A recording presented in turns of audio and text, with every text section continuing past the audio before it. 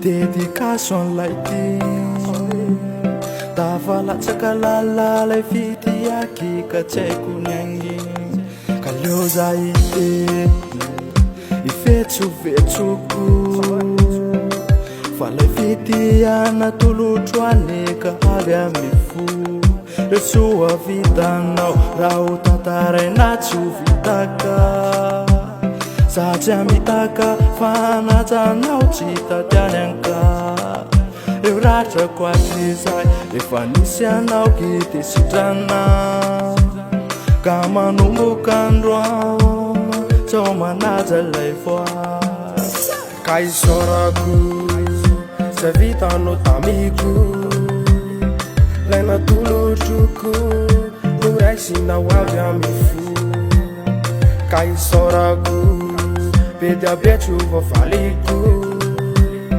fa lay tsy tozy hombanao ihany ko Allo allo ndrive andro hoany afaka miandradio fa nangatako an'le hira fandizatsika atolotroanao satria tena tiako na lay fandianao milantolanto na ilay vatanao malandilandy na lay fitsikinao manakoako te mbola tsy afaka toandohako na ny feoanao aza mandrotsirotsy miangetsangetsanao miangotingoty ao za tsongo kely fa sao de manofy sao de ianjely arenao fa tsy nofy baby ianao ihany ka manomboka androany zao manaja lay foaty ka isorako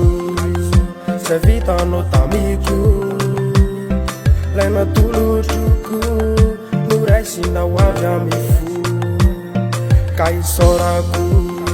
be dia betro voavaliko fa lay ray tsy tozy hombanao ihany ko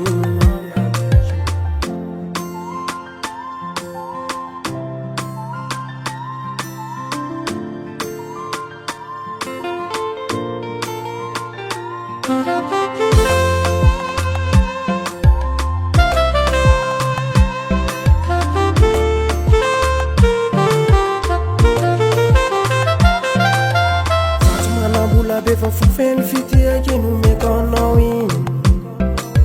tsy ovitsony tsy vadika fa tianao rery lalany raiky no iraisana manomboka androany fofeno fity feno asambaranany ka isorako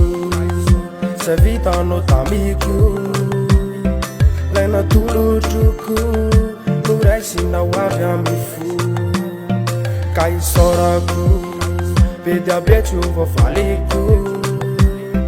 fa lay ray tsy tozy hombanao ihany ko